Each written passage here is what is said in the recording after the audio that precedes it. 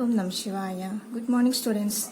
Today we are going to start the new lesson, magnetic effects of electric current.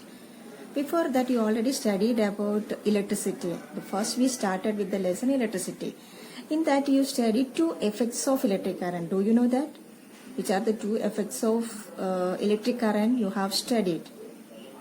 First one is lighting effect of electric current. You know, when we switch on the bulb, it glows.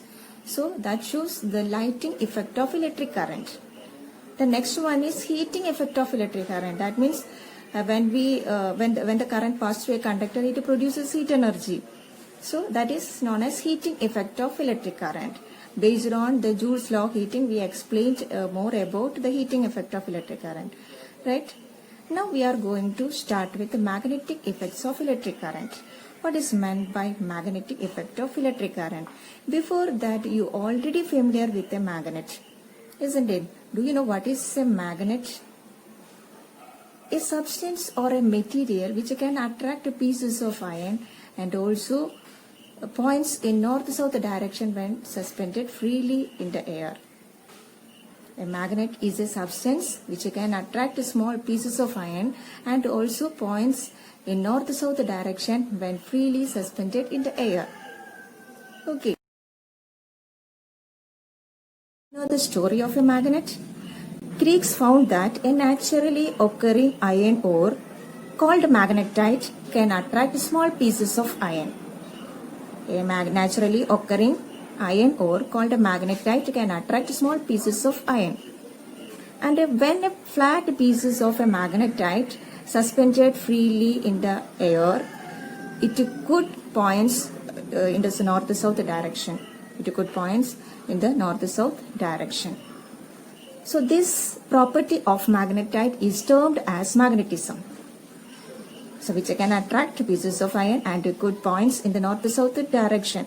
So this properties of a magnetite is termed as magnetism.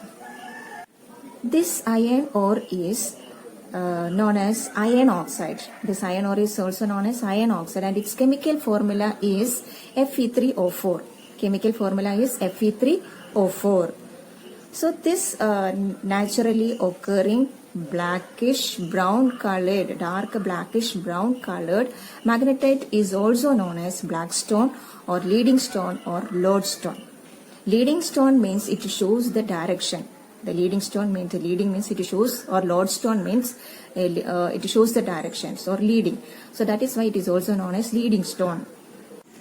In the beginning, it was found that there is no relation between electricity and magnetism.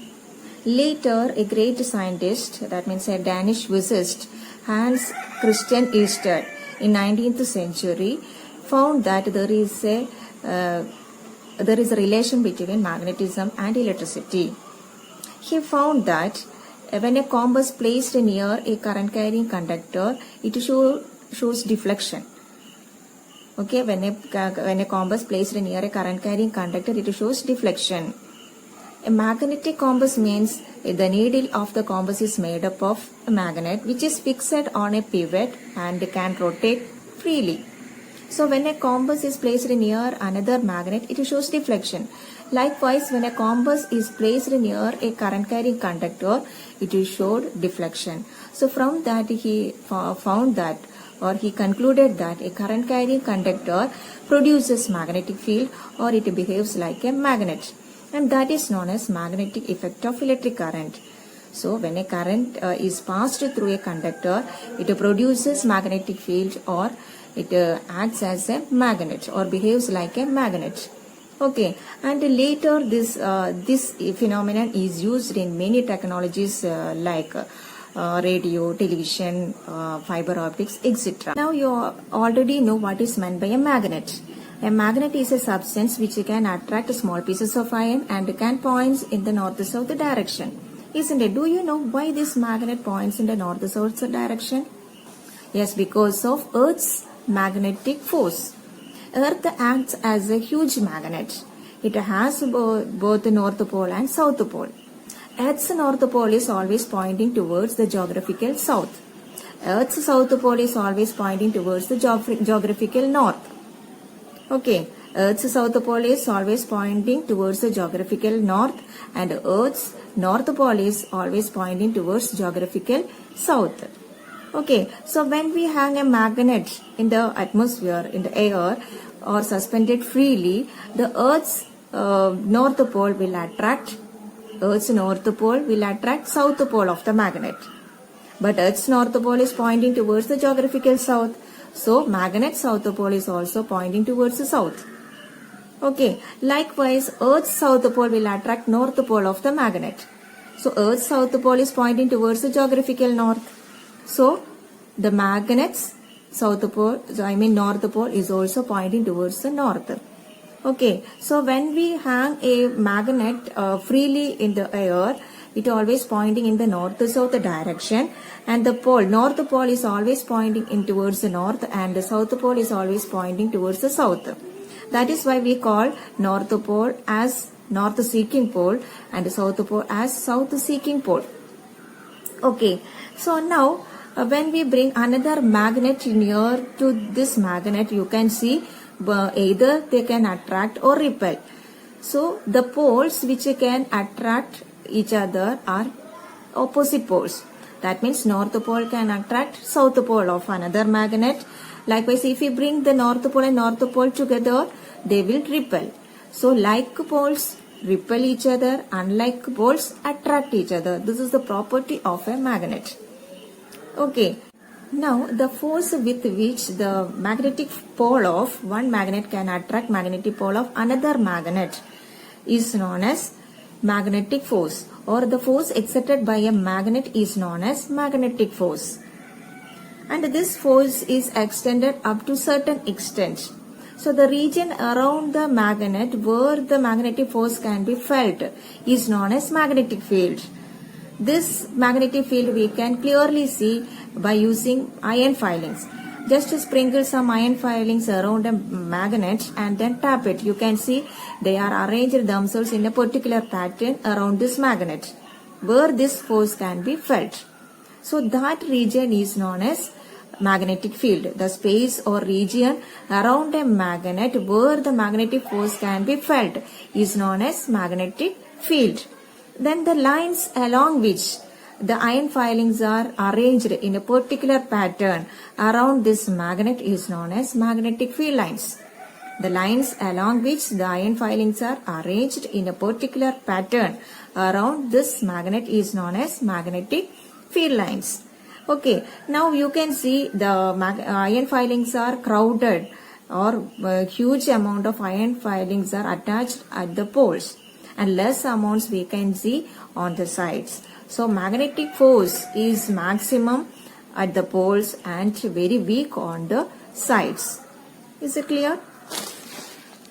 Now the force with which the magnetic pole of one magnet can attract magnetic pole of another magnet is known as magnetic force, or the force exerted by a magnet is known as magnetic force.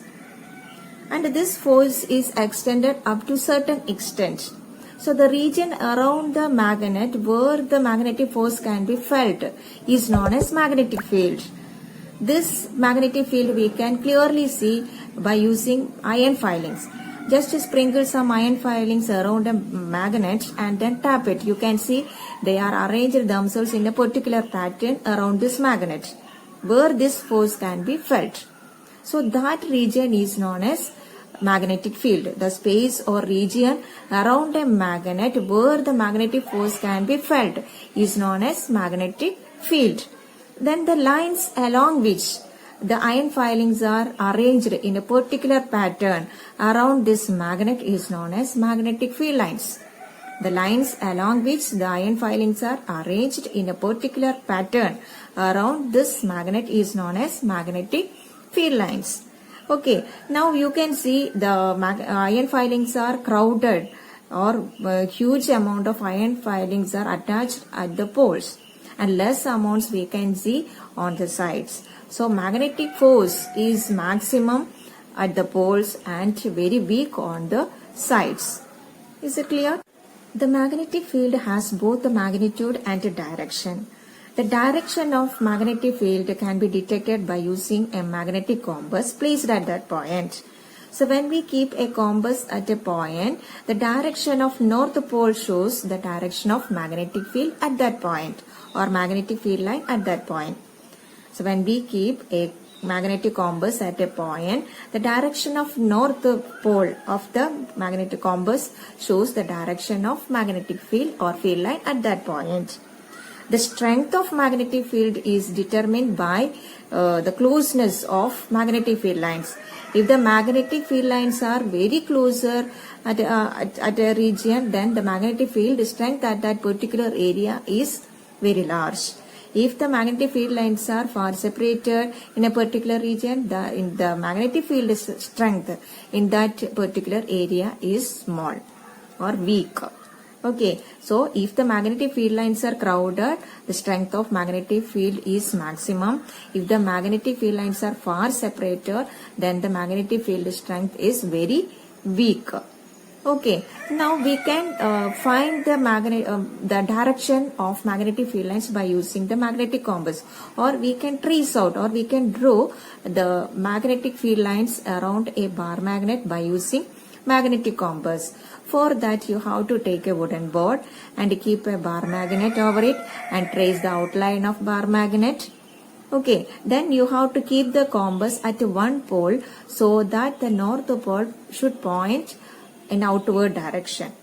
Okay, that means you have to keep the compass at south pole. So then the north pole will be pointing outward, isn't it? So mark that point. Again, keep the compass at that point so that the north pole is pointing outward. So likewise, you have to keep the compass in the next point. Again, point at the north pole of the compass needle. Again, move the compass in the next point. Likewise, you should repeat the procedure till it reaches the other end of the or other pole of the magnet. Okay, so when you join these points, you will get a magnetic field line. Likewise, you should start at different points on the, north pole.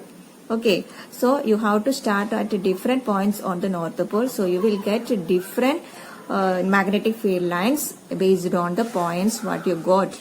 Okay, so we can see the magnetic field lines are in a particular pattern around the magnet.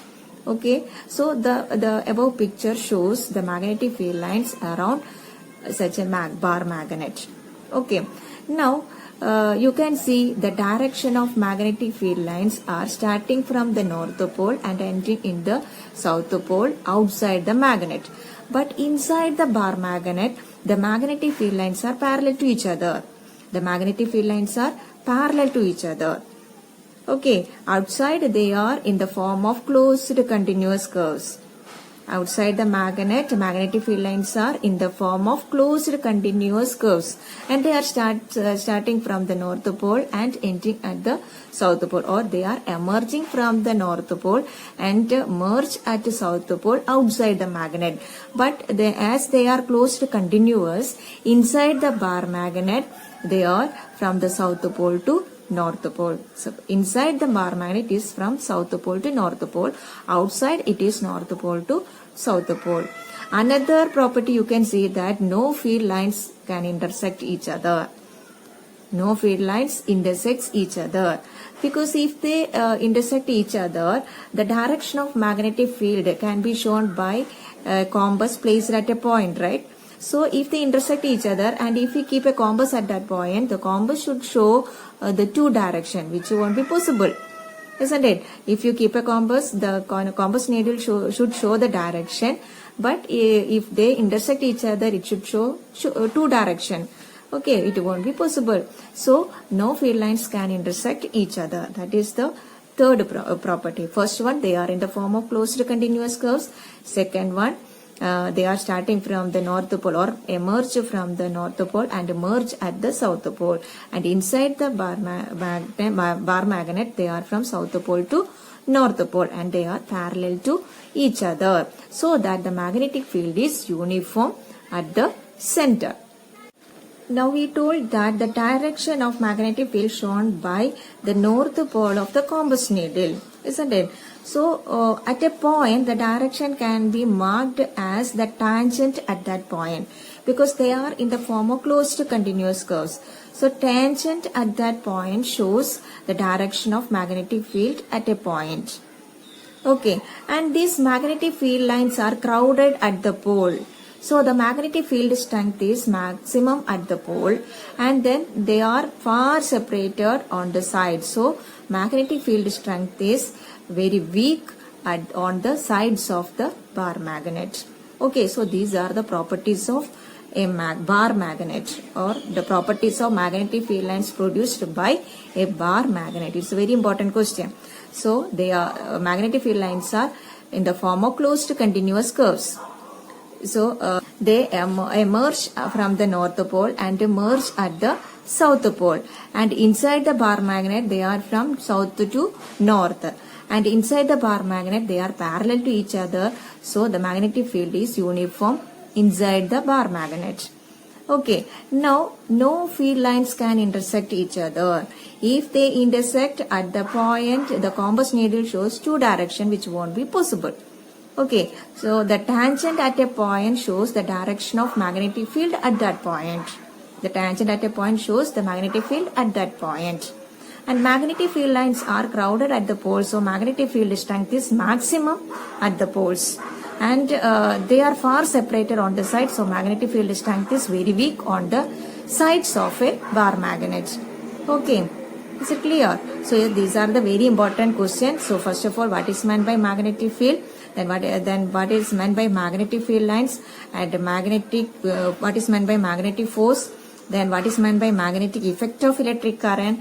What is observation derived by or concluded by Hans Christian Ørsted by doing the experiment by using a straight conductor and a compass? And then what are the properties of magnetic field lines produced by a bar magnet? And then draw a diagram to show the magnetic field lines produced by a bar magnet. All these questions are very, very important.